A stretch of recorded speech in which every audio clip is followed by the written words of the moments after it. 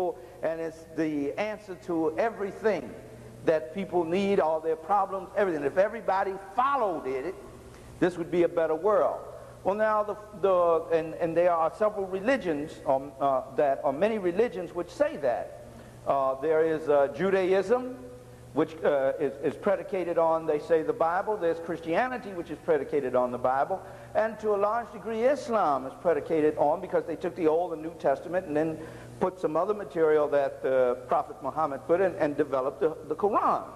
Now, each one of these folk are saying, and you have in the Christian religion alone some 580 some different denominations, most of which say that theirs is the unadulterated truth, the only truth, and that the only way you can know God is to know them, and all have the interpretations of what is written in this book.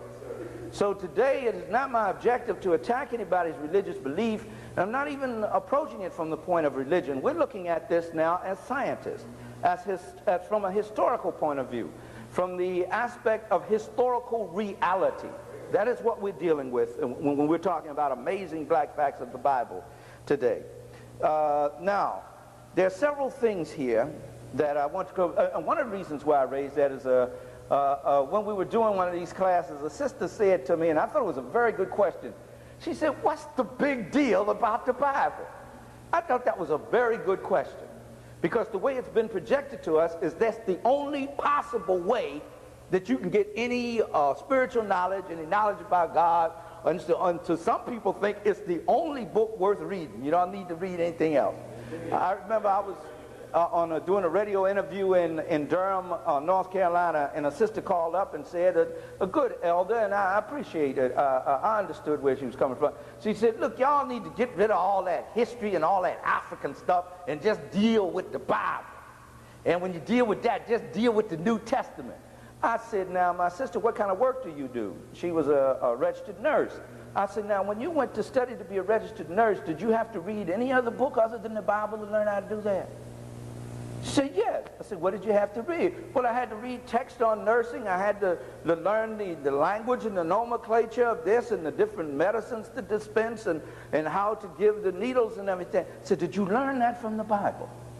When a man comes to fix your television in your house, does he go to the Bible to get instruction to fix that TV? Where does he go to get instruction? So obviously you need to read something else besides the Bible just to make a living.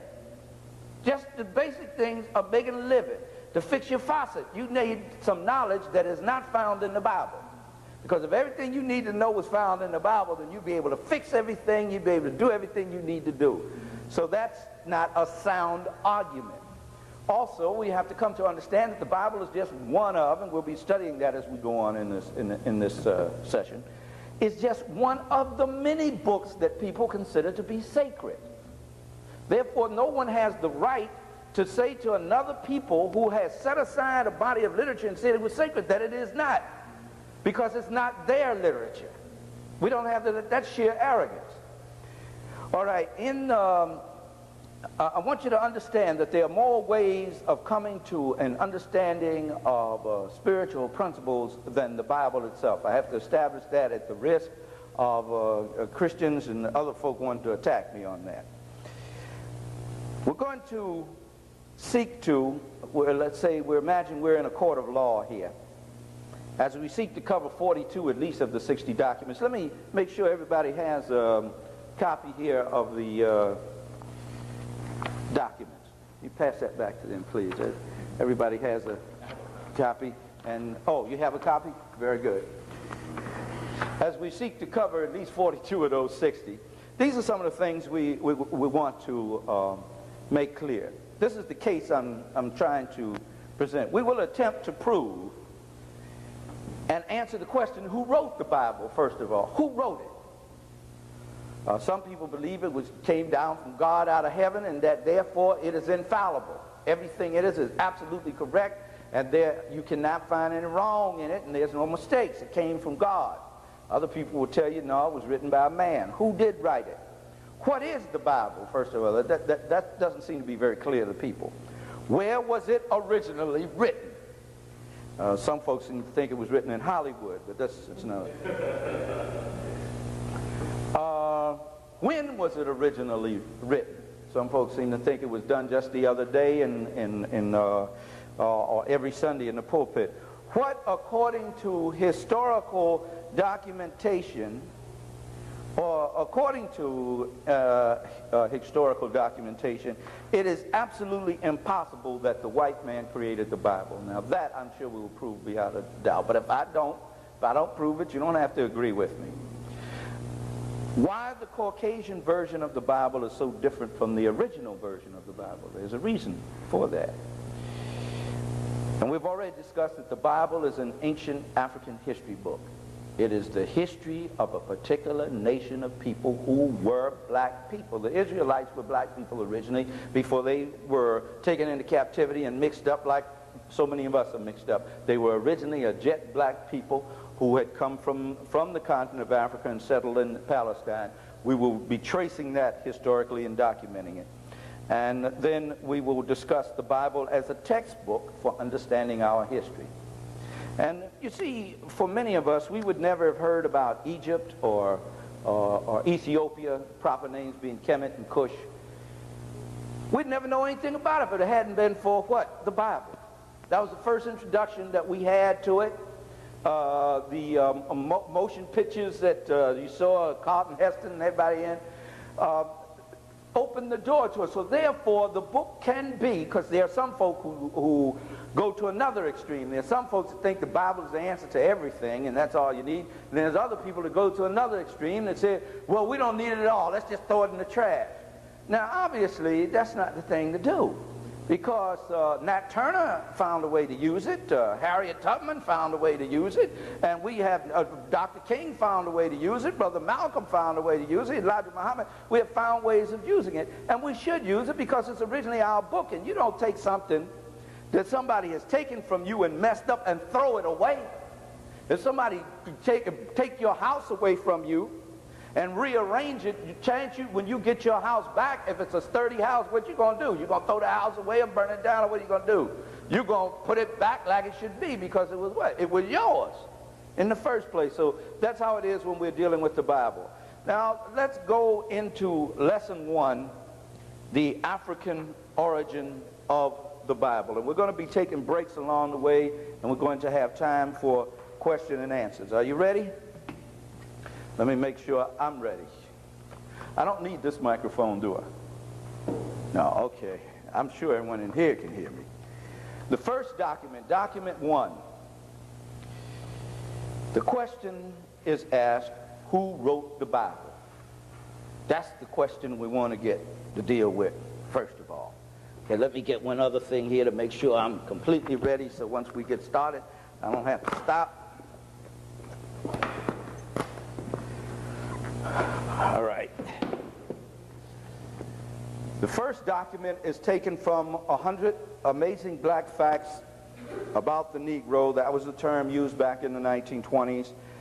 Page 9, number 49, by the prolific scholar, historian, and writer, Joel A. Rogers. And this is what the document says. The Bible really originated in ancient where? Egypt. We're going to break it down. We're going to read it first and then we'll break it down. Where the population, according to Herodotus and Aristotle, was. Here, the Jews received almost all of their early culture. Professor Breasted, leading Egyptologist, says the right social and moral development of mankind in the Nile Valley, which is 3,000 years what? Than that of the Hebrews, contributed essentially to the formation of Hebrew literature. Our moral heritage, therefore, derives from a wider human past, enormously older than the Hebrew, and has come to us rather through the Hebrews than from them. Now, those are some key words in there we want to deal with. Some key words we want to deal with. First of all, we're told that where the Bible originated was in Egypt. The proper term for, first of all, I want to find out something for you. Where is Egypt? Okay, you sure about that? You sure it's not in the Middle East or Hollywood or someplace? Asia, in Asia somewhere. No, you can see very clearly, there it is. That's the African continent. It looks like it to me. Of course, you know the proper name for it is Akebu land, the oldest name. The African continent, that's where it is. It's not in the Middle East. Huh? Akebu land. That is the oldest name known so far that we have been able, and we owe that to Dr. Ben, who, by the way, we're dedicating this session to today, and of course to the Honorable Marcus Mosiah Garvey, born August the 17th, one of the greatest teachers, one of the greatest leaders and motivators of men the world has ever known. Akebu land is the proper name for what is misnomed Africa. Africa is a Latin term that was given by the Romans there, and we use it merely out of convenience on occasion. But Akebu land, land of the blacks, is what it means, is the proper term. Now, therefore, let's deal with the right term for Egypt as well. Dr. Ben tells us, Dr. Ben tells us in, see, I won't be able to read all these to you, but I can tell you where to find them. In Black Man of the Nile and His Family, page 3, Dr. Yusuf Benjo-Chanan, and Dr. Williams, page 68 of The Destruction of Black Civilization. They go into detail on this. The proper word for Egypt is Kemet. Kemet. Now, you can spell it several ways. I usually use the short form, Kemet. Dr. Williams goes into detail to show that it comes from Kemi, but we didn't use C's, we used K's. But when the Greeks began to translate our language, they didn't have the K sound, so they had to use what came easy to them, which was the C and the CH. But look at this word Kemet, or Kemi, and what do you see? What do you see? The root for chemistry. Chemistry. Therefore, no black student should ever have a problem with the subject of chemistry. Why not? Because when the very word itself is descriptive of his ancient homeland, the place in his ancient homeland. Chemistry, the land that produced him, the black soil that produced you. The soil that we came from, the soil that nourished us, was called Kemet, from which we get the word chemistry. For the study of chemistry, the study of the soil and things that came from the soil began back perhaps 18,000 years ago in Akebu land, what they call Africa, there in the Nile Valley. Chemistry.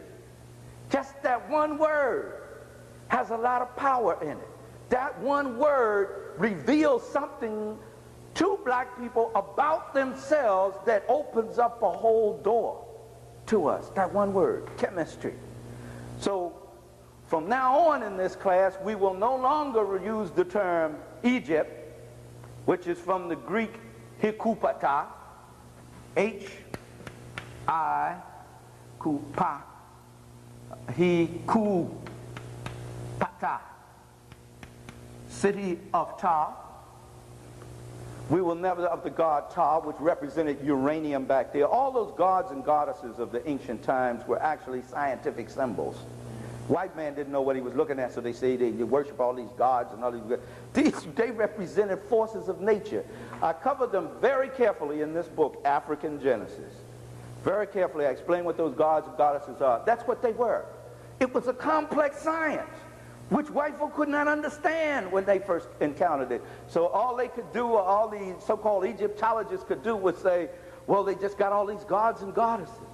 But even Budge says that they only had one God, one divine creator. And God is not a good term because it is the word, what? Dog spelled backwards. You can see it very carefully.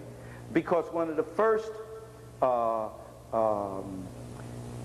symbols that the European used to represent the force of power of the great deity of the universe on earth was that of a dog.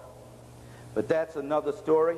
If you want me to deal with that some more, we'll deal with it during question and answer. If you want to do that, just write that down. We'll deal with it. I don't want to get off up into that now and get off the subject. what we usually say is the creator or the divine intelligence. The divine intelligence means that throughout the whole universe, and every leaf on the tree, every blade of grass, every atom, there is intelligence. And that divine intelligence, all collectively, is what is known as and misnomered God. It's not something you can put your hands on, or something in one place. You look up here and you look out there. Or the thing I think that is most arrogant is that everybody claims that you can only find this divine intelligence, which keeps the whole planet together, which is in every grain of sand, which is everywhere all over the earth. You can only find it in their church, in their synagogue, in their temple. Now that's the arrogance. But even worse, they have taken it and put it between the pages of a book, between the covers of a book, and you can only find it in there. All this power, the power which cannot be understood.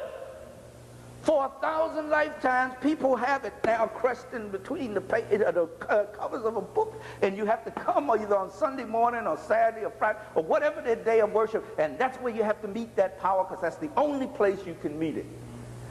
It's everywhere in the universe, but the only place you can meet it is in their place. That shows you how ridiculous it is for black people to ever allow themselves to be pitted against one another on the basis of their what? Their religious difference. We therefore should by sheer intelligence be what? Tolerant of one another's religious expression. Other than that, you're not spiritual, you're religious. What's the difference between spiritual and religious? Spiritual means that you are aware and of your connection with the total cosmic scheme. What does that mean? The whole universe around you, and with all life forms in the universe. You are aware that there's a divine intelligence which governs that, and you seek to come more into understanding and in oneness with that intelligence. Right? That was the object, as Dr.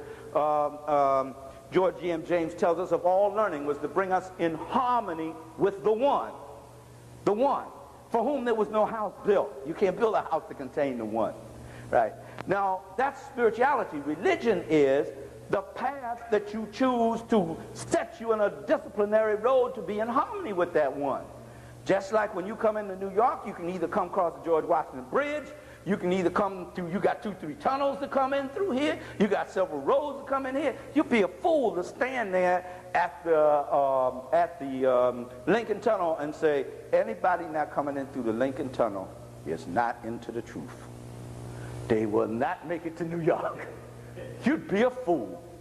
And whenever we do that with our religious ideologies, with our religious institutions, we are not worshiping the Creator. We are getting off on our egos. We are intellectually masturbating is what we're doing. We're getting our egos off because we got a carte blanche on God.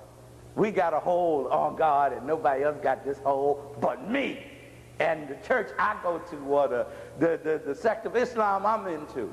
Now, there's some folk will get angry with me about that. However, in order for us to be liberated and get on the high level, and we can whip this white man. We can whip it. There's no doubt about it in my mind. Not him holding us up in that regard. I mean, he's doing everything he can, but even with all he does, he couldn't do it. He couldn't hold us up if it wasn't for one thing. Or one of the things, because there are many complex things there, and that is us constantly struggling with each other over these little petty differences. And in our high culture civilizations, the Moors went into Spain and conquered it. Even though they were Muslims, they were tolerant of Christians, Jews, and everybody else, because they knew all of these were just various expressions of God. Now, in Mecca, where they didn't know nothing in the first place, and they finally got them a religion that they could hold on to, their thing was, accept Islam or die. There's only one way. There's only one God, Allah, and if you don't accept that, there ain't nothing. But the African, once he got hold of Islam, he did what he does with every other religion. What's that? You see how I can apply it to the situation. That's it. Okay, I didn't mean to get all off up into that. Let me come back now. Hikupata, house of the god Ptah, and that's a Greek term. That's what the Greeks called it. Actually, it's Kemetan language, but the Greeks called it that, and they couldn't say Hikupata, so they said Egypt. So they were very tongue-tied. They couldn't speak well. When they supposed to call Ethiopia Kush, they couldn't say Kush, so they said Ethiopia. That's it. They did the best they could. The Greeks will tell you that themselves. They didn't even know how to speak before they met the African. But I'm running ahead of myself. Y'all all right? You with me? Okay. Let me get back to. Let me get back. We're still on that first document, aren't we? We have established where he says where the Bible originated in ancient Kemet. On the continent of Akebulan, the land of the blacks, is where it began. And that he goes on to say another thing in there, that it's 3,000 years older. 3,000 years older than the Hebrews.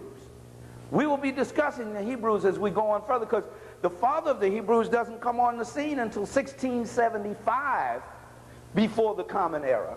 And we don't say before Christ, because when you say before Christ, you're assuming that everybody in the world has accepted Christ as, or Jesus as they call him, as the pivotal point of history. And other people do not reckon time that way.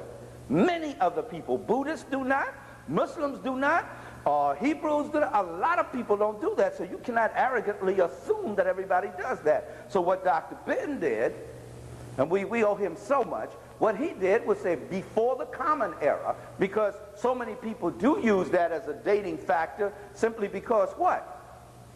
Europeans went around the world, what? Colonizing other people, and brought their corrupt brand of Christianity with them as they went, because Christianity wasn't originally a European religion, but that's another topic. And BCE, before the Common Era, and instead of AD, which they say in the Christian world, Anno Domino, in the year of our Lord, it's CE of the Common Era. So that's the reference we'll be making here. That also clears up a lot of stuff for us as well, because the way you reckon time also impacts upon you that which is important to you. We reckon time by those events that what? Mean something to us, that we hold of great value. If you keep calling it before Christ or Anno Domino, then you're saying that you hold of greatest value of all things that you know, the European concept of Jesus, and that everyone else must as well. So that's why that was one of the liberating factors there of changing our reference to time. Dr. Williams tells us also the most important is language and names, because one of the ways that they take you away from yourself is to change your name and the names about everything else that is familiar and important to you, and put their names and what is important and familiar to them. Therefore, you have the image of white supremacy implanted on everything, and we therefore duplicate that image, which is self-destructive to us mentally and spiritually, and retards our growth as a people. That's why I take the time to get into the language. Linguistics is a very important study, and into date references and things like that nature. So in 1675, before the Common Era, we have a cat named Abraham we'll be talking about a little later, who comes on the scene. This is the first Hebrew, the first one to cross the water. Now, what was going on in the world before that? What were people doing before that? What did people have as a moral standard before that? What did they have as a holy text before that? They had among the many, because they had them in India, they had them over here in what they call Middle America, which wasn't called America then, over here in the Western Hemisphere. They had them in the islands of the sea. They had them everywhere you could go. You found different texts. And one of the major texts that most all of them had come from, because these people had traveled around the world, was the text developed by the ancient Cushites, who we'll be dealing with a little more as we go on, called the Book of the Coming Forth by Day and by Night. Misnomered by the European again because of his tunnel vision. He's the original Cyclops. He has one eye when he looks at things. He cannot see things clearly in a balanced fashion. He called it the Egyptian Book of the Dead because he thought it was about death. not understanding it was about life continued on, that we didn't have any concept of any death in Africa. There's no concept of death with the original African. No such thing exists. You just go through cycles of constant development in life. So that book was served as the basis for all of the others, and we'll be coming back to that in a minute. So that book has been around Rogers is saying at least 3,000. It says 3,000 or more years. Yes, we know this, that the Kemetan, the beginnings of the Kemetan Empire and the Kemetan nation can be traced back somewhere between 18,000. Listen to this, brothers and sisters. 18,000 to 17,500 years BCE. That's almost 20,000 years ago. Now, the reason why I'm putting emphasis on that, I hope y'all don't mind my going into so much detail here. I don't know how many documents we get through, but we will get a lot of information. The reason why I'm going into that is because, first of all, we tend to think of African history, black people's history, as going only as far back as what? 1619, when they brought 20 of us over here, 21 of us over here on a slave ship. Here, but we know our history goes beyond that. We say, okay, maybe in West Africa you can go back 500, 600, 700 years ago or something like that. We had empires. But to think in terms of 18,000 years? And this was just one nation coming out of an older nation that had been around we don't know how long. But let's just focus on this. Why do I put it at 18,000 years when most historians and Egyptologists, with the exception of a few of us, and those are usually African-centered ones, put it at around 3,500 BCE or 3,100. Now, 3,100 BCE is a favorite with Europeans because they do not like to think of any nation being so far antecedent to Greece. And how far, even when you put it at 3,100, how far in advance of ancient Greece is that, which is the foundation of Western society? And they say the foundation of all learning and science, which we'll deal with in a minute. How far ahead is that? The Greeks didn't even come on the scene with any degree of as a nation until 331. 331 BCE. Look at the difference between 3,100 and 331. This is a black nation in the Nile Valley, which we're going to deal with that a little more in a minute, that precedes the first white man. Dr. John G. Jackson tells us these were the first civilized white folk on earth, the Greeks. The first. 331. Now look at the space of time. Some of them, like Breasted and others, will say 3,500, but they won't go that far. Why do I say 18,000? Look at the difference in time between 3,500 and 18,000. Because the founding of ancient Kemet, through which, where the Bible, what? Originated. Yeah, y'all got to stay with me now, because I'm not going to do all the talk. We together. Where it originated in ancient Kemet, Misnam, Egypt, is where it originated, right? We're now talking about how old is this place where it originated. And Rogers has said it existed at least 3,000 years before there was any Hebrew. So the Hebrews couldn't have written it because it was around before they got here, before there was any. But he said 3,000 years. I'm taking it back some now. We said that the first Hebrew was in 1675. So it's 3,000 years before that would bring us to what? 4675. Right? 4675. They were revising the calendar then, according to Doc Ben, on page 3 in the chronology of the Bible. Revising it, not starting it. Not creating it, revising it. They were also doing, let me read that to you. They were also on page 3 of the chronology. They were not only doing that, they were also doing another translation of the book of the coming forth by day and by night. Another translation, which has come to be known as the Book of the Dead today. So this is how long you Africans are writing, developing a moral code, developing a moral system, developing what came to be known as a Bible. And we'll deal with that word Bible later. But then let me get back to this 18,000. I want you to focus on this 18,000. Because I want you to start getting some idea of how long we have been in the process of doing this. This white man can only look at a civilization that goes back to 331 when he begins to be civilized. Begins the process of civilization, and we're talking about 18,000 years. He admits 3,100 or 3,500, so he admits we have preceded him by 3,000 years. Breasted, a white Egyptologist said, admits that we were civilized, had a moral code, had a Bible, had a system of beliefs 3,000 years before him. He has to admit that because it's inevitable. You cannot get around that. That's what the historical documents say. It's written in stone. You can't get around that. However, I'm at 18,000. Shaka, why are you there? Because according to the tradition, and I'm hooking up tradition, that's mythology, with history. Because mythology, as Rogers tells us, is a kind of shadowy history. Mythology is a way of telling history. But like they didn't have televisions and movies and things back then, so they used mythology to spice the story up. They used imagery. Because imagery enables people to do what? To do what? To see, to comprehend, and also to what? Understand and to retain. Maintain and remember through imagery is how you do it. White boy use it every day on us, imagery. Imagery is always important. So it's been using it for years.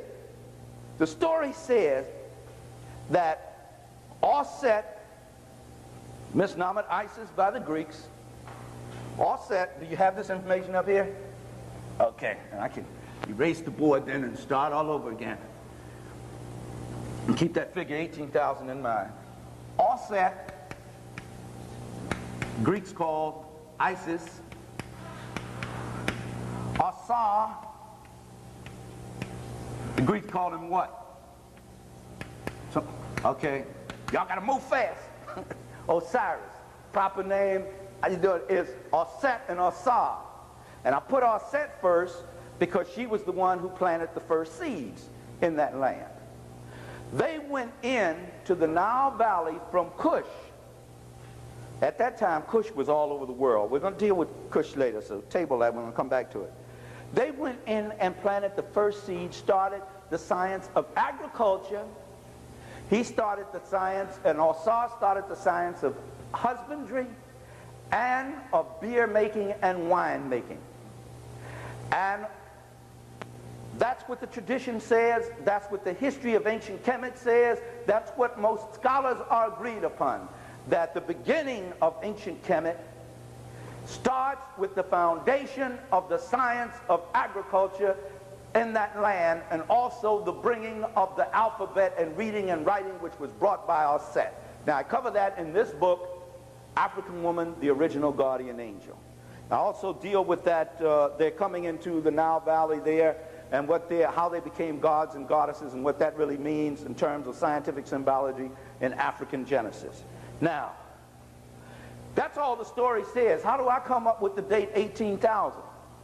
In science, Blacks in Science, Ancient and Modern Times, edited by one of my colleagues, Dr. Ivan Van Sertima, and there's so many wonderful scholarly papers in there. One of the things that is made very clear that the beginning of agriculture, as people had believed some time ago, did not start in the so-called Middle East over here in the land between the two rivers, which was about 7,000 years before the Common Era. But actually it was 10,000 years older that they had domesticated and developed the seed for 7 crops. I believe it was wheat, rice, barley, and about 4 or 5 others. I can't remember all of them. Agriculture is the foundation of any development towards civilization. It takes one from the hunter-gatherer nomadic stage, makes one sedentary so you can sit your behind down and think about something else other than how to feed your stomach. That's what agriculture does. And the black woman created agriculture. The black man created husbandry and other things, but she created the basic thing that made him able to sit down and contemplate something other than chasing food, which was the hunt. Now we owe that to the black woman. That's the basis for all civilization, among other things. We owe that to her. I document that in this in African Woman. When was that? Between 18,000 and 17,500 BCE, which was the founding of agriculture. And about 3,000 to 5,000 years later was husbandry. That husbandry is the domestication of animals. Now, think of how long that is. Well, these are sold, but we can deal with that on the break. All right. I'd love to give them away, but they won't let me. Okay. Now, we're talking about, I'm going to have a chance for question and answer here in a minute, because we try to wrap up each section and move to the next. But 18,000 years ago, the black woman came up with a much more efficient way to feed the human race, which minimized the danger for survival, because the hunt was a chancy thing. You might get your groceries or you might become groceries. I mean, that was always the case there. Those options existed there. So she came up with a way for more efficient food production between 18,000 and 17,500 years ago. That was the beginning of the Kemetan, what was to become the Kemetan World Empire, when Osar and Osset left from Kush and went there into the Nile Valley in what was Lower Egypt. Now, the way this map is incorrect, and I meant to hang the other one up here correctly. This map is upside down. Because the first maps, am I confusing y'all? If I do, let me know. The first maps, we're still dealing with where the Bible originated. We haven't even gotten out of that yet. Y'all with me while I'm going into all this? The first maps were developed and created by the first people to create and develop books and a alphabet and writing, pictographic writing, what they call the hieroglyphics, which means holy writing, is what it means. Hero means holy, Greek for holy. The holy writings, and then other types of writings. The first people to do this, there were no Europeans on earth doing this at all. And when they went in the Nile Valley to develop agriculture there, coming from Kush now, obviously already having this knowledge, when they went there to develop it, they took with them the alphabet and writing, because, as Drusilla Houston and others tells us, and in her book, The Wonderful Ethiopians of the Ancient Kushite Empire, that it was the Kushites who first knew how to write and passed that on to the Kemetans. They first knew that. So the knowledge existed prior to the time they went in the Nile Valley. Am I right in making that deduction? And they went into the Nile Valley about between 18,000 and 17,500. How long did the knowledge exist before that? Perhaps we'll get to answer that question as we go on. If I don't, bring it up in the question and answer session. Therefore, they took this knowledge with them already when they founded agriculture there in the Nile Valley. They didn't stop in the Nile Valley. They traveled on over. I better use this larger map. It was just a hop, skip, and a jump to Palestine, there through Arabia, on up into Persia, and all over into India. And that's why all of those civilizations in their mythology, and I do cover it in African Genesis, in their mythologies of the creation of the world, speak about this black man and woman coming to the land and establishing civilization. Because these same people, whether it was Osset and Osar or their descendants, because I doubt if they lived that long, their descendants, but they were still carrying their name because they were carrying their what? Tradition. And what? And culture. Tradition and culture. They were carrying their Osar, Osset tradition and culture with them wherever they went. So that's in India, anywhere you go in those lands. The Mayas over here also spoke of them, but as I say, I documented carefully. I can't read all those documents today because I'm trying to cover a lot of territory. So not only did the Bible originate in Kemet, which is where? Okay, y'all be with me now. Okay. Not only did it originate there, and not only, as Roger said, it was 3,000 years older than the Hebrews, who didn't come in the land until about what? You're writing it down, 1675 BCE. But it is much older than 3,000 years older, because the foundation of civilization in the Nile Valley, and the word for Nile should be Hapi, that's what they called it, the Happy River. It was a happy river indeed, because it was the provided the bread basket of the world then. The Happy River. It was named after one of their deities, which represented a scientific principle, but that's another story. Now, when they came into the Nile Valley there, 18,000 years ago, the knowledge upon which the Bible was based was already in existence. Already in existence. All right, let's deal with that document some more. You still there? Now, we find that we're still on document 1 now. So the Bible really originated in ancient Egypt, which should be Kemet, or Africa, let's put it that way, where the population, according to Herodotus and Aristotle.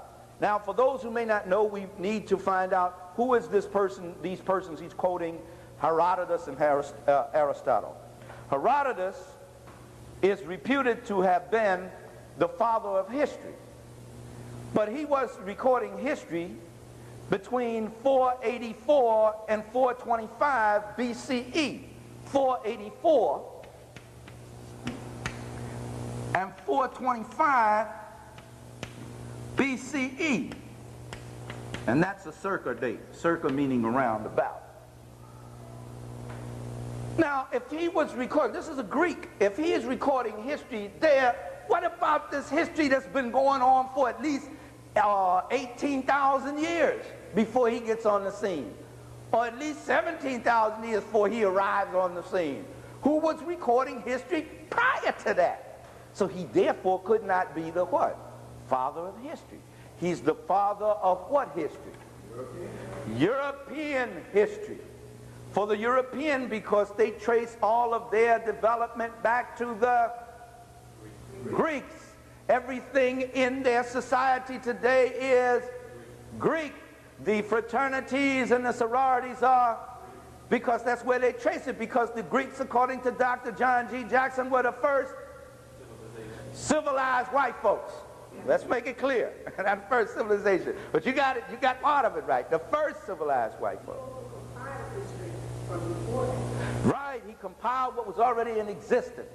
Right, thank you. Because he wasn't creating anything. He went, and he says that in his book, The Histories. He said, the Egyptians told me this, and the Ethiopians told me this, and in India they told me this, and the Chaldeans told me this. That's how he wrote it. So he was taking down other people's stuff and compiling it. That's what he was doing, and editing. So, he got the credit for it, because who was given the credit? If we were passing out the Academy Awards, who would be getting them? You know, what would be the best picture of the year? Daughters of the Dust. I mean, it's unquestionable. There's no question as what the best picture of the year, or any year for a long time, has been Daughters of the Dust. If we were passing out the so he gets the credit, because who's giving the credit? Right now, in this room and in our culture, and as we liberate our minds and selves, we give the credit where credit is due. So history was, of course, was not recorded by him. But I wanted to bring that out because he is used as an authority by not only Rogers, but Dr. Van Sertima, but all of us, all of the African-centered scholars, because he was a first-hand witness. He was there on the scene to see it for himself. And we'll be discussing him some more. Now, who is this Aristotle cat? And it's important that we deal with this Aristotle dude. Who is he? Intellectual type of person. A Greek scholar, a Greek intellectual. That's right. And he was on the scene between 384 and 322. 384 and 322. I want you to be taking these notes down. And there's a place back here in the back. There was, I left the space, I hope they did in the repair. Yeah, there's a couple of sheets for the notes and glossary and all that for you to have that information back there. Now, he traveled with Alexander Mesnamed the Great. Yeah, Alexandria is what it should have been called. But anyway, that's another story. And he had, having been given the clue by Herodotus, who visited the land where all the knowledge was, Greek scholars now began to do what? Go to Africa to get their learning. Because that was the only place to get an education, a complete education. And the Greeks didn't have an institution that could give them an education in Greece. Dr. George G.M. James makes that very clear in The Stolen Legacy. They did not have it. It did not exist at that time. It was only after they came in contact with the African. They conquered the African, as Dr. Asa Hilliard III tells us. They eventually conquered the African militarily, but the African in turn conquered them culturally, because they did not have the culture. So their culture came from Africa. So even though they might have conquered the body, they couldn't conquer the soul. We had the soul. They had to get the soul from us. And that's something you must always remember. So when they keep telling our children to be Greek this and the Greek that and the Greeks didn't create any of this knowledge. It came from the African. Okay. Elvis Presley, the way he is honored now, and he's talking to black folks. Of course. White boy have the same movement as black people to make supposedly good in this country. So now people hold him as the big God. As the king. And he was imitating us. And now you got black folks imitating him who was imitating them. That's why it's however, as Brother Malcolm taught us, of all our studies, what? History is best qualified to reward all research. That's why it's important to understand your history there. Now, this Aristotle, the reason why I wanted to focus on him a minute is because when he went into Africa with Alexander now, Misnamet the Great, who defeated, finally, after many years, they defeated the Kemetans, who had become weak in it was about 331, I believe, somewhere in there when they went into Kemet and defeated it. Now, Kemet had existed for 18,000 years prior, or 17,000 some odd years prior to that. No empire lasts forever. All of them come down at some time. But there is no empire on earth that can compare with that. Rome cannot. Rome didn't make it quite 1,000 years. Certainly the Greek states didn't last that long. There is no empire that can compare with the longevity of this African empire. None. And as we talk about later, Kush, which was probably far older than that, we will deal with. Now, when they went in, Alexander was one of those conquerors of the many people who came in and invaded and conquered our land. Alexander was one of those conquerors. We're dealing with document 1 here. Now, one of those conquerors who had received enough enlightenment to appreciate the fact that his people could not grow and become great unless they had the benefit of this knowledge that was already existing on the mother continent of Akebu land, in Kemet. So what was the first thing they began to do? Raid the library. They set up what was called research centers and began to steal. Raid the libraries under Aristotle. Now, we're talking about Herodotus and Aristotle, who Rogers says and others said that these people in ancient Kemet were black. They saw it. It wasn't something somebody told them. They saw it for themselves. And that these were the people who created and originated the Bible. That's what they said. They were there. They saw it for themselves. This Aristotle goes in and they start to steal, and after they stole all that they could kind of understand and put their names on it and plagiarize it and call it Greek philosophy, which does not exist. It is a non-existent body of knowledge. There is no such thing as Greek philosophy. It is African theology transmogrified and corrupted into Greek philosophy. The Greeks said that themselves, said that the Africans taught them everything they knew. Herodotus, the man we just talked about in history, said all of the gods came from Africa. We got all our knowledge from Africa. That's exactly what they said. They said they got it from Egypt. That was their word, which is Kemet. And as I said, we just looked on the map to find out where Egypt was, to make sure now where it is. Because they keep telling us in all these different places. And I want to make sure where it was. And it's still there on the African continent even today. So that's where they got their knowledge. In Akebu land, which is the proper name for Africa, is where these Greeks got their knowledge. Now, after they got all that they could, they turned around and they burned up a library that possessed some 700,000 books. 700,000. 700,000. Let me put the figure up here. I want you to look at it. 700,000. Folk run around here talking about all you need is the Bible. That's the greatest knowledge. That's the first knowledge. That's the only knowledge. That's God knowledge. There was 700,000 books before the Hebrew Bible was completed. Before the Hebrew Bible was completed, Africans had at least, this is 700,000 they burn up. Now that's not talking about what they took out, what was kept, what was taken off into the desert or other places to keep with them. That's 700,000 volumes. That was only in books. Knowledge. Knowledge that the world is still trying to get back to. And while I'm on that subject, that's not the only time. Every time they hit us, they went for our libraries. Because the one way to cripple a people and keep them from rising again is to hit what? Their source of knowledge, their source of science. And every time they hit us, they would hit them libraries and burn them up. The Romans, another 700,000, and Carthage, which they call Carthage, in the land of Hannibal, another 700,000. Another time, the Persians hit 500,000 and then hauled off about 1 million manuscripts that were scattered all over everywhere, Dr. Williams tells us.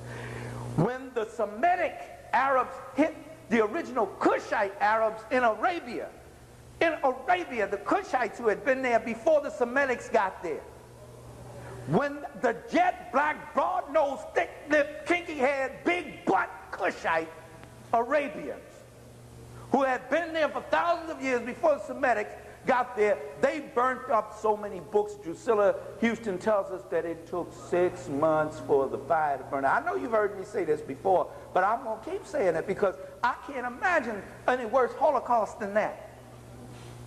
It's one thing to kill my body, which is bad, but when you take all of my knowledge, so now you not only killed me, you killed what? All my generations to come.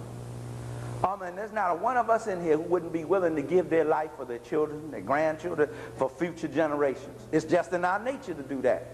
When it comes to a decision between your child's life or your grandchildren and your life, it's no question who goes. So when they took that, they took the life of your posterity. So what's a worse Holocaust than that? I can't think of anything. That is the Holocaust. Now they talk about, the Jews talking about patenting the word. If anybody could patent the word, there's only one race on earth that could do it. Could be us. Close to 200 million lost in the Middle Passage alone.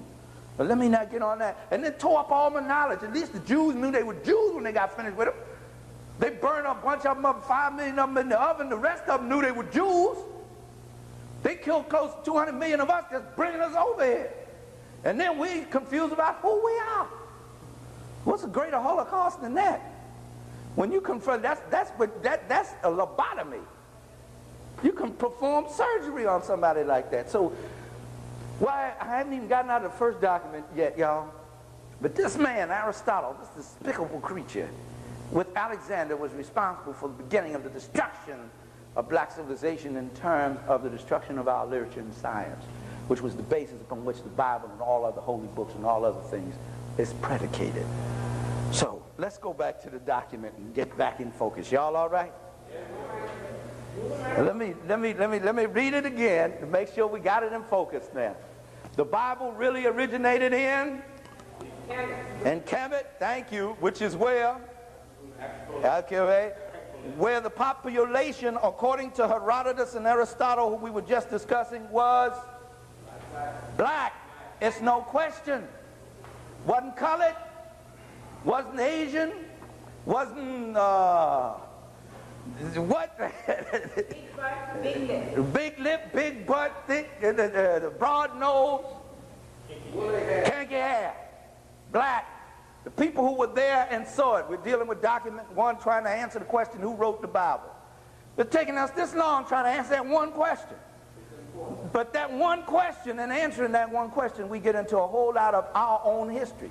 There's not a thing you can study on this earth that if you give your time and attention to, it won't take you into great dimensions about our history. There was a white man who wrote that, in Anacalypsis. What was his name? Sir Godfrey Higgins. He said, every time I go to study the origin of anything, I always end up at what? Something black. So you can't study nothing without studying black folks. So we have gotten a lot of information out of this one document.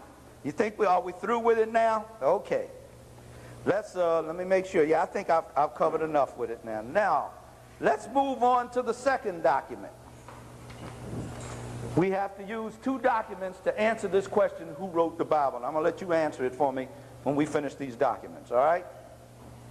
Document 2, we read. It's right there in your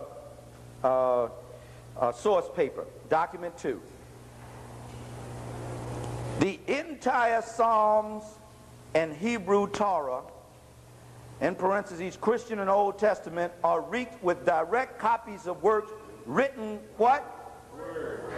Word from the African, in parentheses, Egyptian, Nubian, Cushite, Ethiopia, sayings and teachings. This should not be surprising to anybody, since Moses and most of the earliest Hebrews in Genesis and Exodus were all Africans. They were born in Egypt and Ethiopia. Even the theory of monotheism, the belief of one God above all others, was taught in Egypt before the birth of Moses. Now, Doc Ben just gave us a lot to deal with there, didn't he? Now, you know what we just went through trying to get through Rogers. And Doc Ben is better than Rogers. So you know we're going to have to go through something to get through him now. Black Man on the Nile, page 72 is where that's from. Good old Doc Ben, my main man there. Okay, I'm at document 2, and let's work with it. Now, much of the Old Testament as it appears in today's Bible, the very Bible that most black people have in their homes, was copied directly from ancient Cushite and Kemetic scrolls. Because we don't use the word Egypt. I just went over that in the last document. We don't use the word Ethiopia. And we'll discuss that why as we go on. We use the word Cush, is what the people call themselves, and Kemet, which is what the Egyptians call themselves. Says it was copied directly. That's what Ben said. Ben don't pull no punches. He says copied directly. Directly means what? Word for word. Straight from what they say, the horse's mouth. Word for word from ancient Cushite scrolls, which is ancient African scrolls. From the artwork and inscriptions of ancient Kemetic temples, every story that you find in the book of Genesis, whether it is Adam and Eve's story, and I'll go into that in detail in this book, African Genesis, and where it came from. Whether it's the story of Cain and Abel, Noah and the flood, all of them are painted on the ancient temples in Africa and were there long before there was a Hebrew. Those stories existed with different names of different people, the same story. So Doc Ben says they were copied word for word. They just changed the name to fit the particular cultural and historical experience of the people who were doing the copying. The Hebrews were just another branch of Africans that had their own particular, just like you can go on the continent now and find over 2,000 different languages and traditions of how the world began and how creation came about. The Hebrews were just one of those traditions. The reason why they seem to be so important to us is because of all of our great literature. It was one of the few things that survived that we can now reclaim as our own, that the white man called his own for so many years. And one of the few of our historical documents that he let us have any access to, because he thought he had done such a thorough job of putting the image of white supremacy there and whitewashing it, that we could in no way possibly be able to go into this book he had rearranged now and find our history. Yet Nat Turner, an unlettered slave on a plantation, when they would taught him to do some reading out of this book, he went in there and found his history. And then as we began to grow, we went in there and found it, because our early scholars here, Rogers and many of the others, began to go to the Bible first. Ethiopia shall stretch forth her hand to, about Egypt and all those things. And they said, wait a minute, this is about us as a people.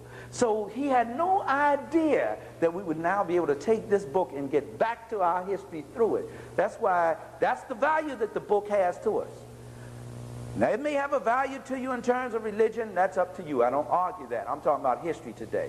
That's the real value. That's why we shouldn't be arguing over different parts of it, because the book is confusing in its present state. There's no way in the world you can make sense out of it in its present state unless you have an understanding of our history and the original languages it was written in. All right? So he said it was copied word for word. They just changed the names and so forth. But the stories and all those things existed before they were written in the Bible. So when you hear them in Sunday school, you're hearing your history again, but you've been made to think, because on the Sunday school cards and all that, they got white people. They're certainly in the movies. They got white people, so you think you're studying white people's history when you're actually studying your own history. You know, isn't that something to do to a people? They're looking at their own history. But no, here was the thing, though.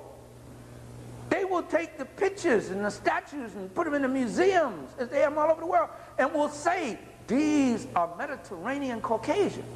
And here you will have a man with the nose all the way around here, lips big, blowed up, everything, and say, this is a Mediterranean Caucasian. You're looking in a mirror at a picture of yourself, and they say, but that's not you. That's really me. That's not you. But the worst part about it is we say, oh, okay, that's true. That's the part about it. So when you're looking in the Bible, you're looking at a picture, you've been looking at a picture of yourself all this time. Abraham had to go to Egypt to get permission to settle in Palestine. Ethiopia had to come and save Israel's butt from being whipped by the Assyrians 2 or 3 times. So you're looking at your own history in there. And the children of Ham were the children of Mizraim and Put and Canaan and all that. We'll deal with that as we go on. All of them. Black land, Canaanites, black people, all these black people, as Dr. Justice used to say, to make it plain and simple when we were in the seminary, say all them ites that anytime you read ite in the Bible, it's black folks. All them ites in there is black folks. Plain and simple. Isn't that something? All the time you're looking at your history, but somebody has confused us so much that we think we're looking at somebody else's history. So that's one of the joys of this. You can take this one book that you find in any hotel. That's where I got this one from. Any hotel, and teach your history out of it. Now we got to get these chicken-eating, mealy-mouthed preachers away of that. And they can teach the history right out of here.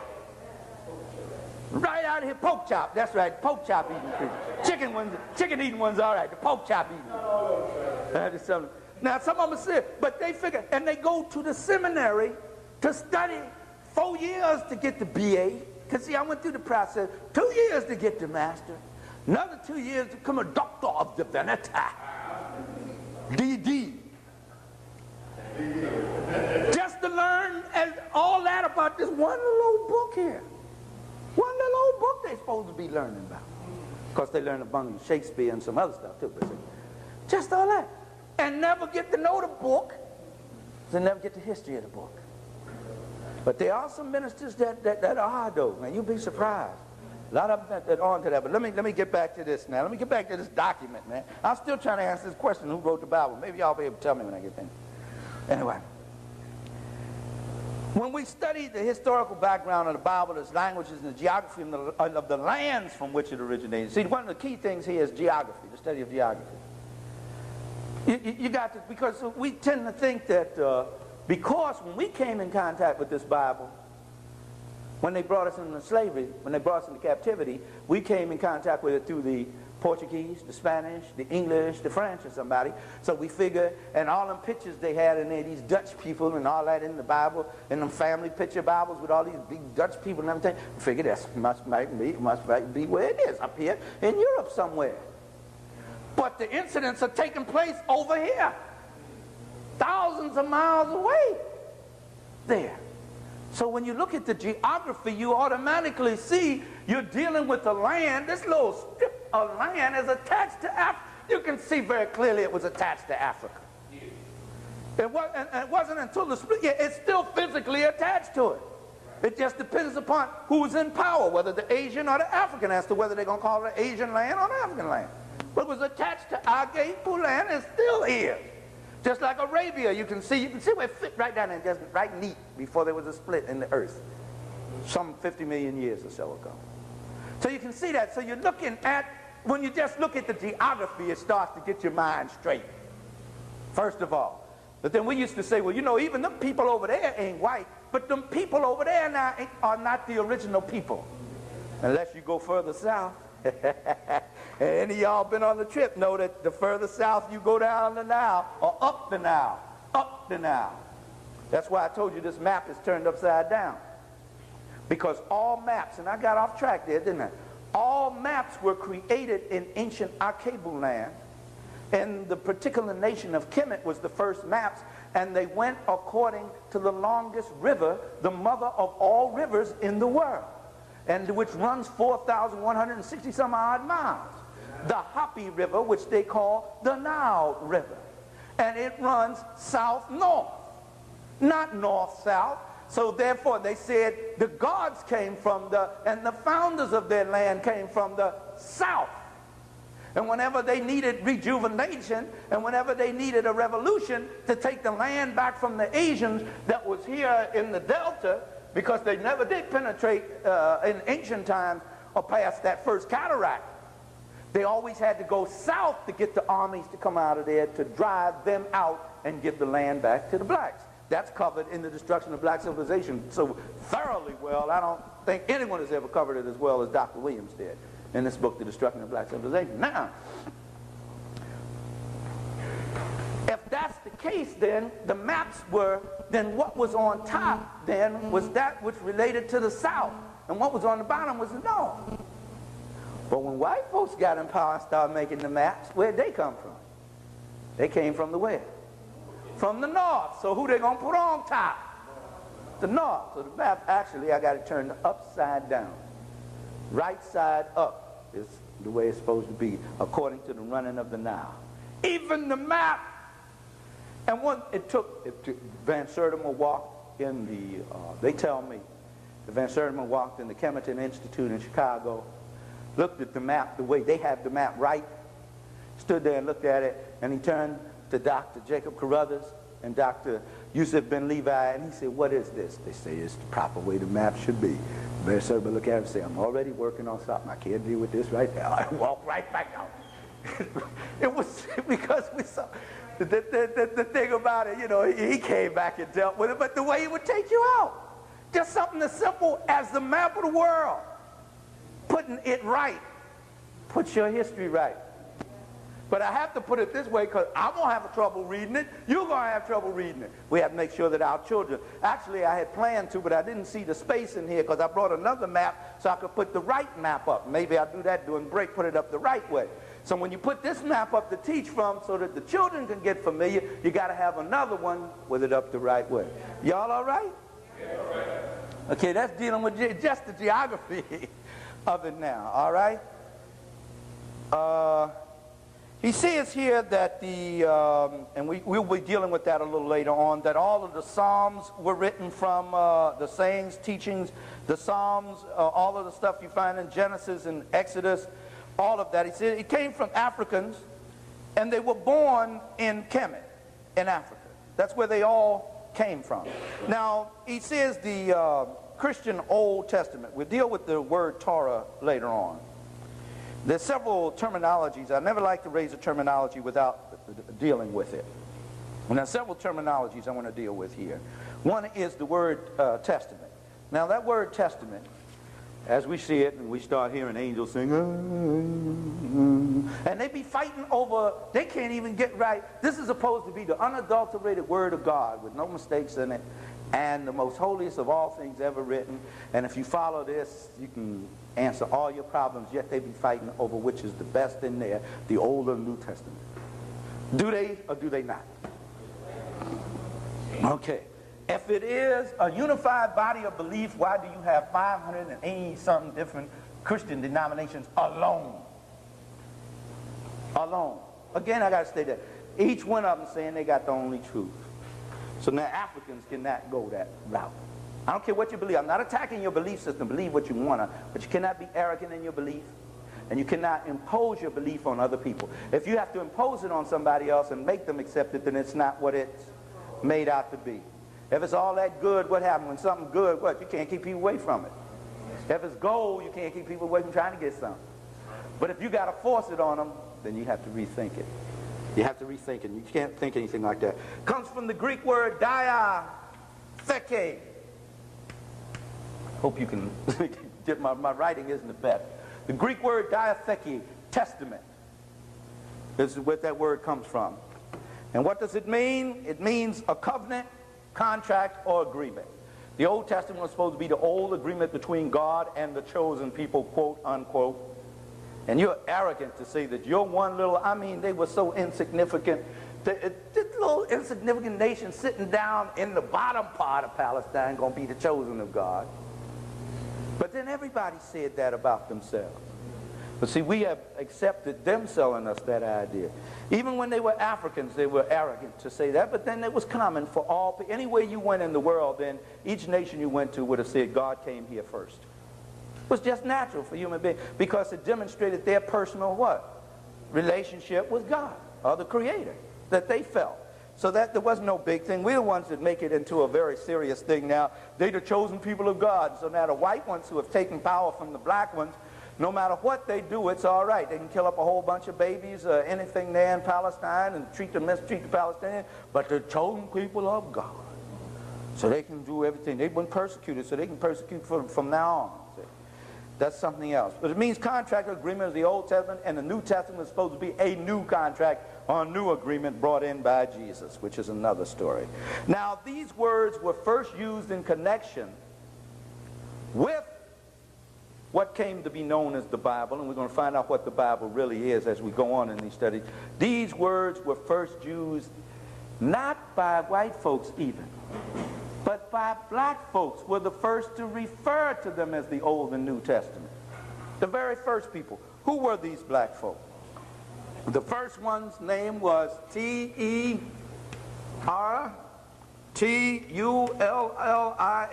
We're going to take a break in a little bit. Y'all all right?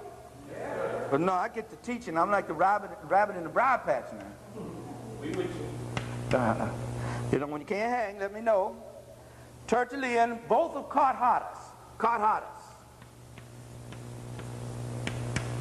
which once again, not being able to pronounce our language, they called it Cartatus, the new city, the new founding in northern Al-Qabu land. They called it Carthage, because they couldn't say Cartatus.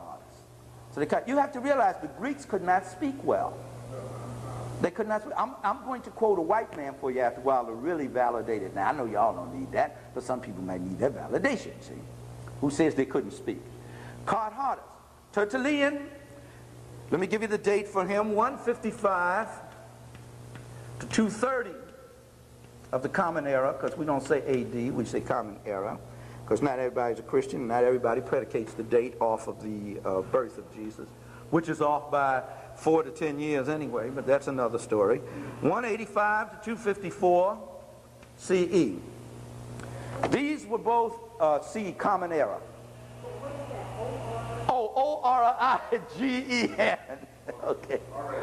Origin.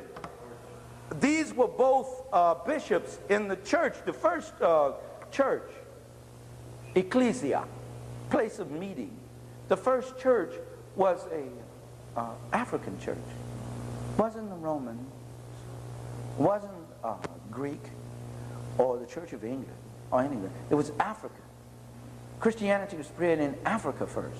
It was only natural. It was the place in Jerusalem where the followers of Jesus started. Was there in Africa.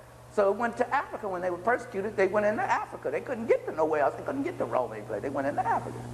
That was the first Christian church. And it was a different type of Christianity than we know about today, but then that's another subject. It was these men, it was Tertullian and Origen, who first began to use the word testament, diatheke, from the Greek. And they used the Latin term because they were the ones who made Latin the language of the early Christian church. When the Europeans took it over and became the Roman church, when the Romans took it by force of arms, how did I say? By force of arms, by force of military power. When they took it by force of military power, the Latin language had been established as the language of the church at that time, and therefore in Europe, which had no scholarship prior to that, it became the language of scholars. Latin. What was the Latin language? The Latin language was a derivative from the Punic language. What was the Punic language? The Punic language was the language of Cartatus. It was the language used by Hannibal. and the Africans from Carhatus. It was therefore an African language. So Latin came out of an African language, the Punic language. And I talk about that in my book, Holidays, African People in European Holidays, Genocide, Book 2. So even the language that Christianity and the first Bibles were translated in other than Greek. Greek was first and then they went to Latin. The language was developed by Africans and instituted by an African bishop, Tertullian. And the idea of it being broken down into an Old and New Testament was developed by 2 African bishops. You can't get around it. No matter where you go, you're going to run into the African. African was in everything, everywhere. We didn't need anybody to come teach us about God. We didn't need anybody to come teach us about Jesus. We didn't need anybody to come teach us about anything. We already knew everything. Now, I know that sounds arrogant, but I have to say it that way because the rest of the world said they had to come teach us unlettered, unlearned savages. And that in order, and to pay for this education, we had to serve them. Slavery. But even though you went through all that slavery, look all you learned, look all we taught you. You ain't teach me nothing. I already knew it. I knew every religion in the world. That's why yours didn't faze me. They'd seen Christianity before. There was no big thing with them. We convert them to Christianity, which means we therefore have civilized them. They knew these principles before you called them that. They just saw it. You would call them by another name. Okay, if that's what it takes to get along with you white folks and to trade with you, we'll call them that name then. Islam came in. Those cats in the Sudan and those great empires and golden empire, we were the richest black folk in the world. Richest black. Wasn't no more gold nowhere in the world than in Africa. Everything you needed to make you rich was in Africa, in our cable land, in Western, where we came from. Say, in order to do trade with them, because they got the trade routes tied up here in the north and other places, if Islam say I accept there's no God but Allah and Muhammad is his prophet, Rasulullah, Muhammad is ruler, fine, if that's what it takes to do business. But I still believe in the ancient traditions. It's just another way of calling it something. And here they came, it was a big deal. We've Islamized all of Africa. They did not. Because the African had a different concept of Islam than the Eurasians and so-called Semitics that brought it in. Okay, so nobody taught us nothing. Nobody taught us nothing about God, and I've got to emphasize that. I know I don't have to emphasize it to you because most of y'all seem to be learned in these things, but we have to re-emphasize that to other black folks and to our children especially. Because see, that black folks argue you down about this Bible thing. And I mean, they get caught in that one dimension and you can't get their mind to expand beyond it. Because that's all they know. If they come through it as a Jehovah's Witness, that's the truth. There ain't no other truth. Ain't nothing else, can't be nothing. Because that's all they know. If they're Seventh-day Adventists, which I want, this is the truth, the last truth that is ever going to be taught. That's it. You got to get the whole world to accept this. Then Jesus will come. Only. Islam, same thing. If you don't accept this, this is the only truth. That's one-dimensional. One-dimensional. There ain't no only truth. If there was one only truth, there would only be one kind of tree, one kind of food, one kind of river, one kind of thinking. If there's an only truth, everything in nature is an expression and a revelation of what? Truth. What is the word truth? From the Greek, aletheia, as we use in today's language, according to the facts. That's what the truth is. And the facts are what? Relative to a given time and situation. If there was only one set of facts, you wouldn't need a court of law. In the court of law, they claim, well, in our courts of law, the object was to get at the truth.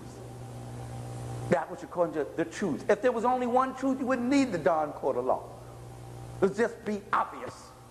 So there must be many truths when you got to go in court and argue the situation back and forth like that and work it out till you get to that particular truth. Now, if if I don't clear up anything else, or help to clear up anything, because Dr. Ben and I has been trailblazing this for so long enough, if I don't help to clear up anything else in my lifetime, this one thing I want to clear up with black folk, about this whole thing of the truth, and this whole thing of only one way to God, and this whole thing, you either got to be Christian, this type of Christian, or this type of Muslim, or this type of Hebrew, or this type of this, or this type of that. You can be all of it. Because with the African, it's not either or. Why not all? It's a part of a total whole. The one. When you hear about the goddess this and the god that and all that, they were manifestations of the one. There was only one God to the African. You've got to understand that. Is that clear? I couldn't overemphasize that enough, because that keeps so much destruction going on among us. So much. And we be putting energies into stuff that we don't need to be putting energies into. Okay, I'm trying to just teach, but you know I'm a preacher and I get caught into that too. Now, let me get, where's that document now? Let me get to finish with the teaching here. The other word I want to deal with here was monotheism in this document. Let's read the document again to put us back on track. Y'all help me with it. Somebody read it for me, please. Document 2. So we forgot where we were, huh? Okay, my sister, please. The entire Psalm and the Hebrew Torah, Christian Old Testament, are read with direct copies of words, written word for word, from the African, Egyptian, Nubian, Cushite, Ethiopian, Saint, this should not be surprising to anyone, since Moses and most of the early Hebrews in Genesis and Exodus were all Africans. They were born in Egypt and Ethiopia. Even the theory of monotheism, the belief of one God above all others, was taught in Egypt before the birth of Moses. Black men of the Nile, page 72, Dr. Okay. Thank you very much. Since we're going to deal with those Hebrews being out of Egypt and Ethiopia as we go on. And we are going to take a break after this one, okay?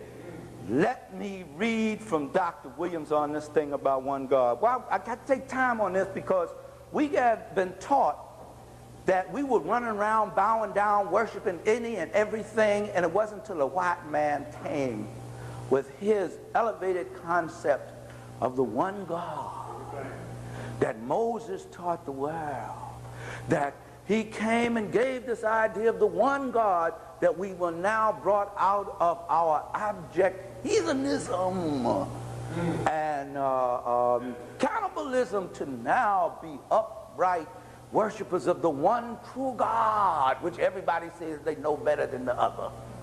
All right? Monotheism, the idea of one, from the Greek theist, theos, meaning God, theos, meaning God.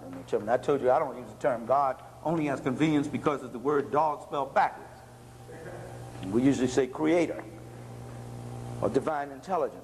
Theos, mono, Latin, one. Monotheism, one Godism is what it is. And did nobody had us before the Hebrews. And the Hebrews didn't understand until the white folks came along and taught them. All right, if you let the white man tell the story. And he's been telling the story for too damn long, if you get my drift. Time for us to tell the story. Tell me the story, Dr. Williams. Dr. Chancellor Williams, after 16 years of field studies in Africa, that's why he's blind today, studying with no lights, everything, 16 intensive years. Make sure he got the record right. This is a monumental work. You have to read The Destruction of Black Civilization, not once, every year of your life. If you live from now on and you live 20 more years, and I hope you get more than that, you should have read the book 20 times. That book has to be read over and over. It is one of the most precious books ever written in the history of literature. And I'm not trying to sell you on no religion, not trying to sell you on no one person. However, I have to recognize the value of something for what it is. Dr. Ben's books are precious and must be read.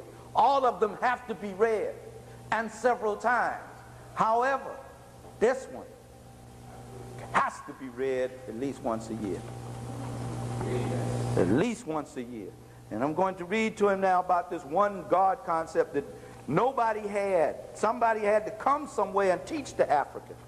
And because they brought us this great knowledge of the one God, we had to pay them back with pain, suffering, and slavery.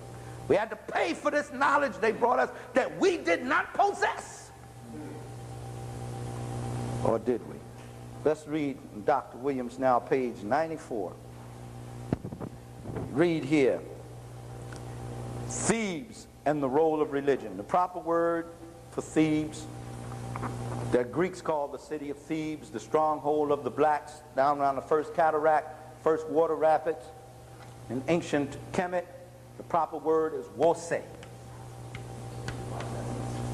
the orb, because it was an orb which symbolized the sun that had ostrich feathers on it that the great kings carried, and was passed on to that line, and all of the pharaohs who were crowned in Thebes, all of the kings of Egypt or Kemet crowned in Thebes, had to also not only have the crook and the flail, they also had to have the orb with the wings on it. And in the Bible it says so beautifully that the Son of Righteousness, S-U-N, not S-O-N, will arise with healing in his wings. And we'll discuss that a little later as we go on. That's about that orb. O-R-B. It symbolized the sun, and that we were the people of the sun. We didn't worship the sun, we reverenced the sun. Naturally you would reverence the sun. First of all, the sun gave you your beautiful color. Secondly, the sun germinated the soil, which brought forth the food. A sunny day sure beats the hell out of a rainy day, and we experienced in the Nile Valley sunshine all the time. So the sun was of great value to us. So we saw the provision of Almighty God, the divine intelligence, providing for us through the what? The sun. So we had great reverence for the sun, because we were people of the sun. Very simple. Very simple. That's what that orb represented. Okay, and with the wings on it, we'll deal with it. That science that we had was so heavy and so complex. You and I could be 2-3 lifetimes, and we would only have just begun to understand it. So just in what we know today, look what it has done for us. We spent a lifetime of the pursuit of knowledge. We passed that torchlight on to our children and their children. Do you think he can go on in power much longer with that?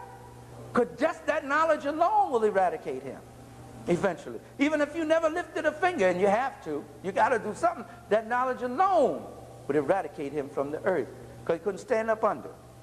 Couldn't stand up under. I mean, not just having it, using it. If you apply that knowledge, he couldn't stand up on it. He wouldn't be able to handle it. Now,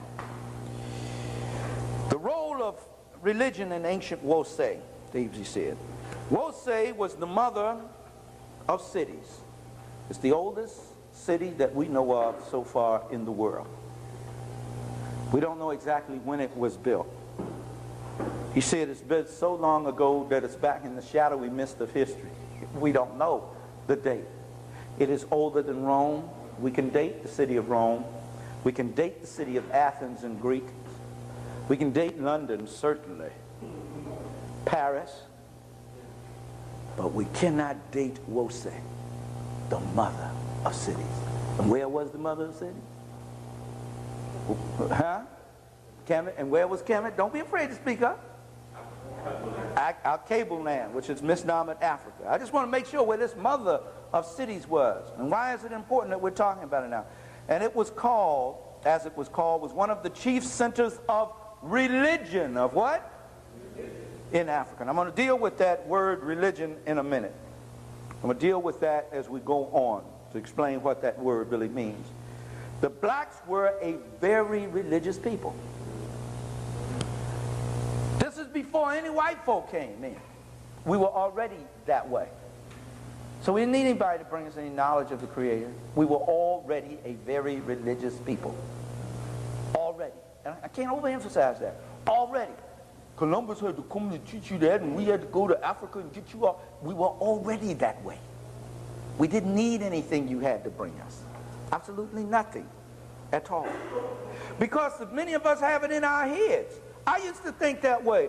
All right, so we went through slavery and everything, but then I wouldn't have knew about Jesus Christ, our Lord.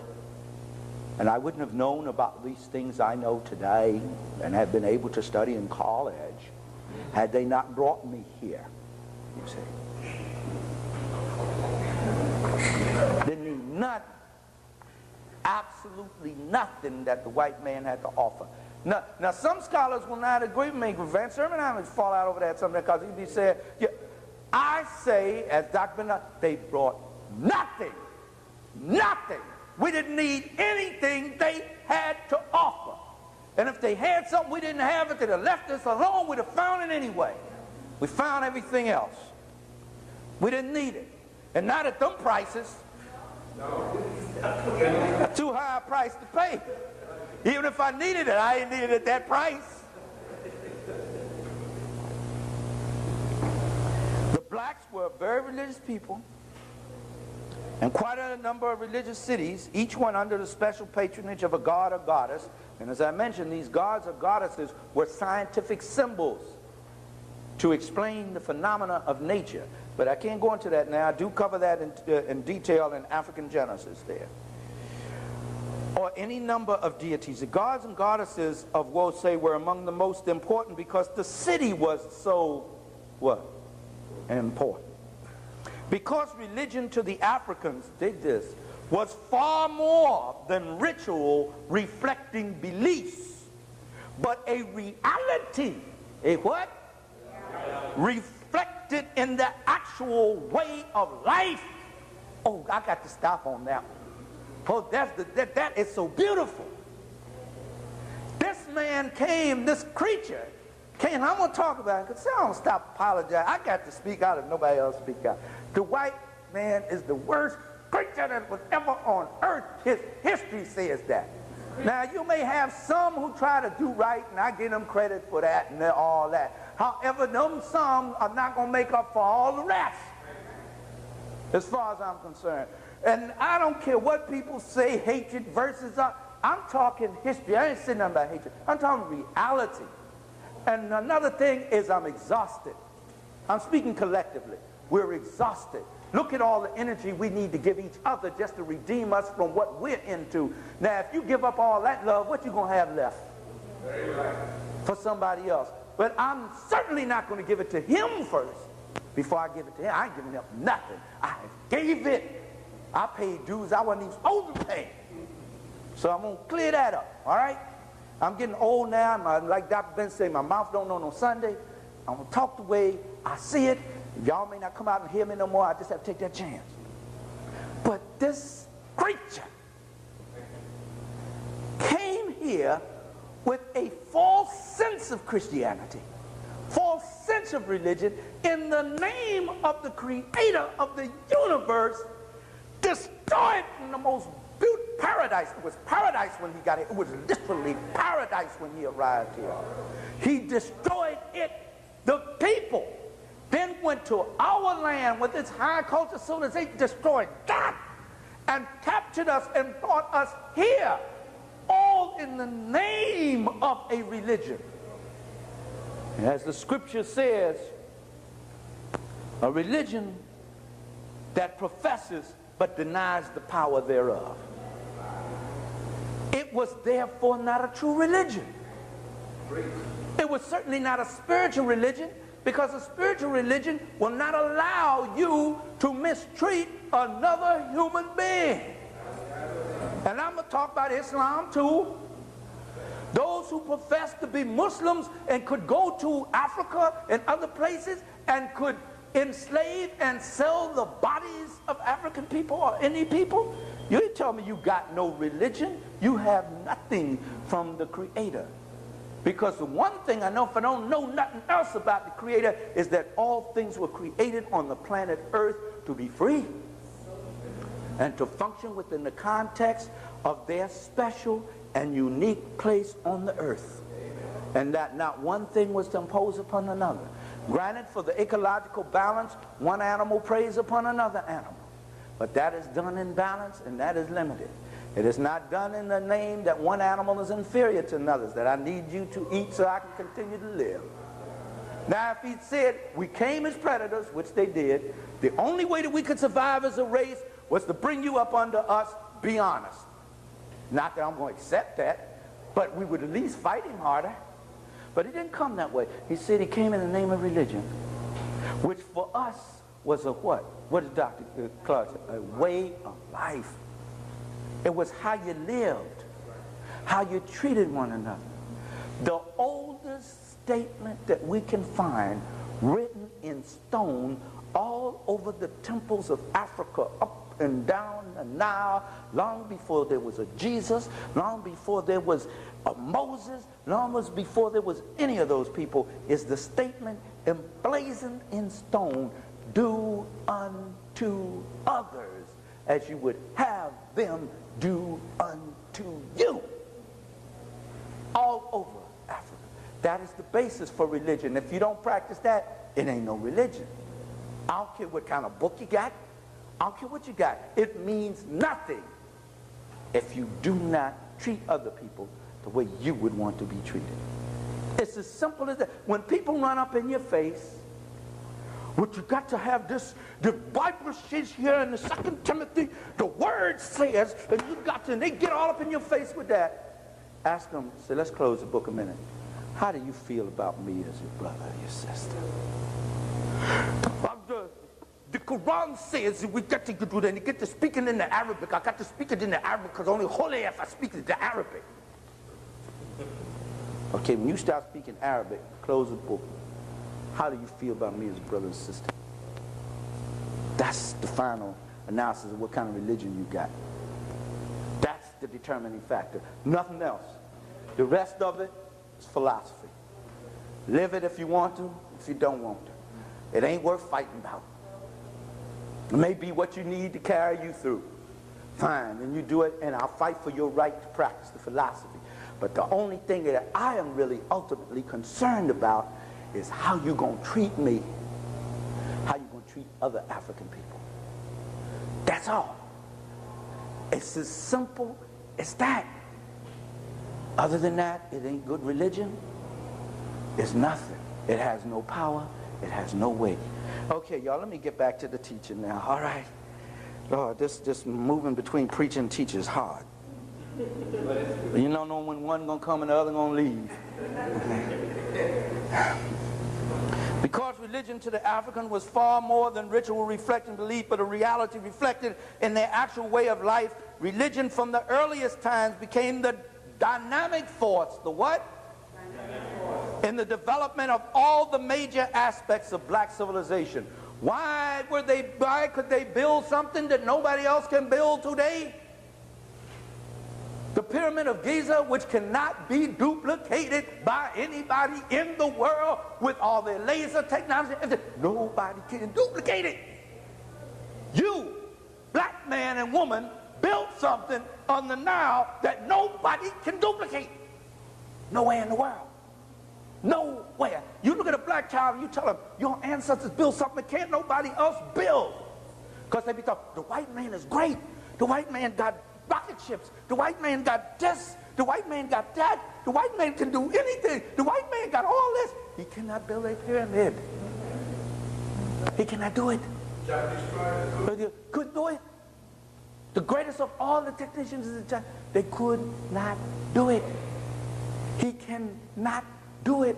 Therefore, if your ancestors built something that he cannot build, there is something in you that you can do that he cannot do, which means you can beat him. That's simple. That plain. That's simple. Yes, my brother. The ex-mayor of New York City, Mayor Koch, a couple of occasions, like to say that his ancestors built the pyramid. Could you defend that? Yes, I will. First of all, the Pyramid of Giza was built at least 2900 BCE. The first Hebrew, and let me write the date up there again, was Abraham, and we'll be discussing that, 1675 BCE. How much time difference is it between 2900 and 1675 BCE? And that wasn't the first pyramid, that was the pyramid of Giza. The pyramid, the step pyramid of Saqqara built by Imhotep was built about 5700. Man, not talking about a gleam in the eye. Say, I knew you before you were gleaming in your father's eye. It wasn't even a gleam in the eye. There's no comparison there. No, those Hebrews didn't, but we'll get to that as we go on about this Hebrew slavery thing. But let me finish with this thing. I'm trying to finish this thing on this one, on monotheism, and close out this first question and take a break. Okay, you with me? Whew, all right. There was a dynamic force where it made them build big stuff. These people built, some of those Kemetans were little. The Nubians were big, but the later Kemetans were little. They were always building this big stuff. The Ramesseum, 65 feet tall, granite. I know you've heard me talk about it before, but that's amazing. That's the hardest rock on the earth. They went up in there and chipped that out. They didn't just chip out a crude looking thing. They made all the delicate features and everything. 65 feet high. All over the Nile. Great big statue, all this big stuff. And to be ordered to build big, you have to do what? What made them think big? Dr. Ben said their religion was their dynamic force, their special relationship to the Creator. They had a special connection with, there's nobody built nothing like that. Even with the Empire State Building, everything is one building going up. Nobody has built a 65-foot anything in so-called modern times and made it look that good and chopped out all them little delicate things. And nobody has done that. Because they didn't have the spiritual force, the spiritual dynamic, the sense of the connection with the source of all light and knowledge in the universe, the divine intelligence, to do it. Okay, I'm coming down now. You with me? You all right? Okay, on page 95. Here scholars from foreign lands came to study. What are they talking about here? They're talking about in Kemet. And from here, religious ideas and architectural design spread abroad. They spread from Kemet to other places. They weren't brought to Kemet. They were sent forth from Kemet. They were exported, not imported. The early Greeks and Romans eagerly, they did what? Copied from both, reshaped them, and made them integral parts of quote-unquote original Western culture. During periods of decline or conquest, Europe and Asia seized and transported from Africa as much of the artifacts of its civilizations as they could. Cambyses, for example, that was in Persia, as early as the 6th century BC, hauled away over $1 million of precious historical materials from Wosse alone. $1 million was a lot of money. $1 million was like 100 million back in them days, or like 100 million today, worth of materials. This one nation, Persia, when they invaded us, hauled off from one city over $1 million worth of materials, artifacts, knowledge, books from out of Africa. Cambyses was also one of the countless thousands, how many? Who invaded the tomb repositories of black history during each of the many periods of foreign invasion and foreign rule. Page 97, and we'll be finished with this one. Religion was not only, oh, here it is, the ancient religion that gave birth to science and learning, art, engineering, architecture, the resources for a national economy and political control. That same African religion was the mother of history, of writing, of music, the healing art, the song, and the dance.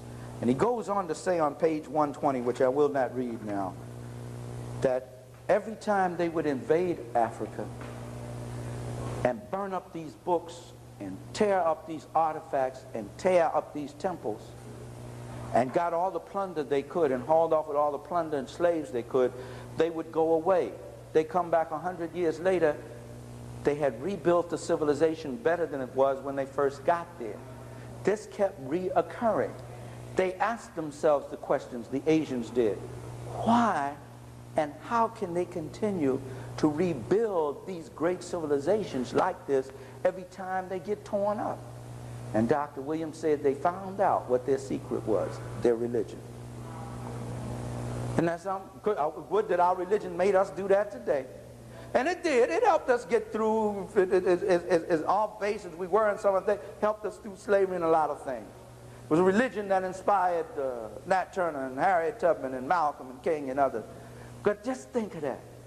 And so what did they say? Well, the only way now to make sure that they can't build those institutes, build those civilizations up again, and that we can get in and get some power and rule them, is to become what?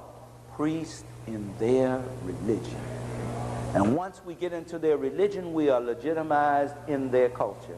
Once we're legitimized in their culture, we can take it over. It took them years to do it, but they did it. That's why you go sitting up in some church with some white man preaching to you, and your pastor, and your reverend, and your bishop, and your so forth and so on.